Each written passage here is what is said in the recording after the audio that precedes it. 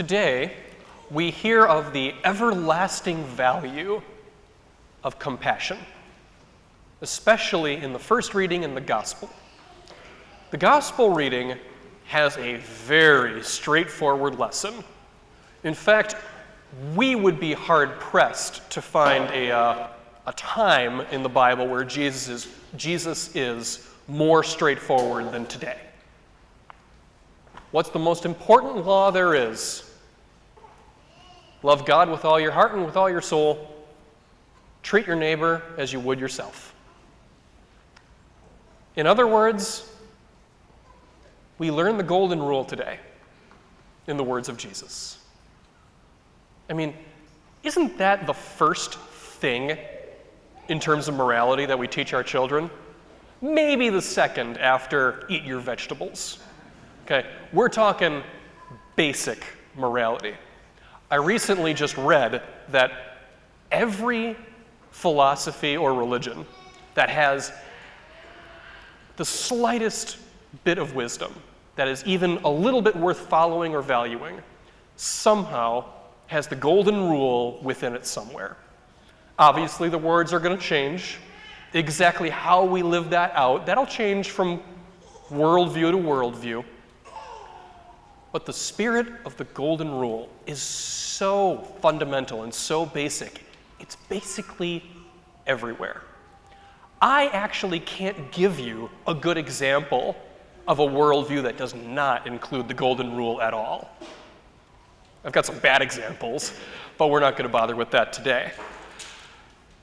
It's everywhere. The golden rule is that classic. Treat others as you'd want to be treated. Like I said, it's a straightforward message. The message gets a little deeper, however, if we fold in that first reading's message into the gospel reading. Because the gospel reading, it's very straightforward. You've got to treat people as you would yourselves. People that don't do that, people that treat other people like animals or just objects, that's no way to live. The first reading is from Exodus. It's a little more complicated. Moses and the Hebrews had successfully fled Egypt, and they're getting near-ish the promised land. They're still in the desert somewhere. And this is one of the many parts of the Pentateuch where God is teaching the people how to behave and how to get along together once they've been settled on the land. And here he says, you need to be compassionate to the widow, the orphan, and the alien, because you yourselves were widows, orphans, and aliens in the land of Egypt. So in a sense, God is holding the Hebrews to a higher standard.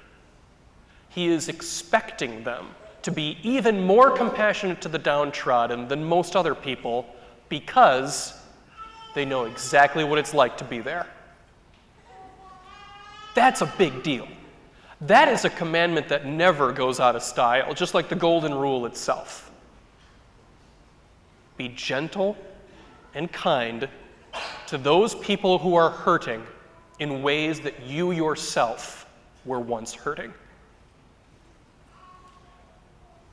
If we were perfect, we'd only need the golden rule and we'd only need to hear it once. Treat other people as you'd want to be treated. Got it? Good. Get out there and be a saint. For those of us who are not perfect, we still need this little bit of advice from Exodus. If we can't be perfectly compassionate to everyone, at least we can be mindful to those people that are reliving the more unpleasant parts of our own past. Support groups depend heavily on this idea. The most helpful aid and support a person can give when they're in trouble often comes from people who have been there and done that. They know what works, they know what doesn't work. Empathy it's easier in those cases. Maybe the problem is that we're individuals. Don't get me wrong, it's great being an individual. No regrets there. But we do sometimes fall into the trap of being victims of our own blind spots. Okay, we're like a car, all right? We're driving down the road. We see where we're going. We see the things we care about. And we have a convenient little rear view mirror, and we can pretty easily see where we've been. You know, our past failures and triumphs. They're clear enough in our memory because they're our triumphs and our failures. The things off to the side, they're harder to see. Kind of like all this fire that's so perfectly positioned to set me ablaze. The Eucharistic ministers tell me that they basically worry about me for every single Mass, that these flowing garments, and I tend to wander by the fire. Those are blind spots. Okay? If you're not careful, you can forget that anything is back there. They can sneak up on you. And you have to physically turn your head to be aware of what's there. By the way, that's a good practice for those of you that want to be a safe driver. You know, always check your blind spots. I trust that my analogy is clear enough. Okay? The road is life. Okay? We're the driver in the car. The future is where we're going, where we're headed. The past is behind us, where we've been. And the blind spots are all those things that we're not aware of because we don't normally see things from that angle. And if we want to be perfectly compassionate, we need to put forth a little bit of effort to actually see what's back there.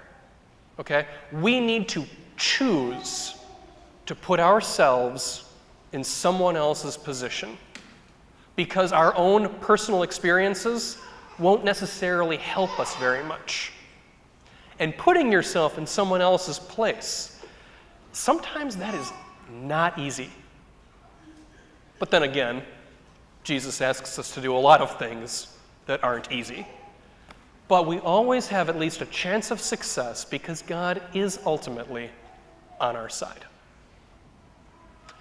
To wrap up this homily, I'd like to invite Jerry Gomez up to the ambo, talking about these different viewpoints. There are plenty of people at this parish that have come to appreciate a life of faith in a way very different from yours or mine. So I invite you to listen to his witness talk, and hopefully you and I both can grow in compassion and appreciation for all that we have. Thank you.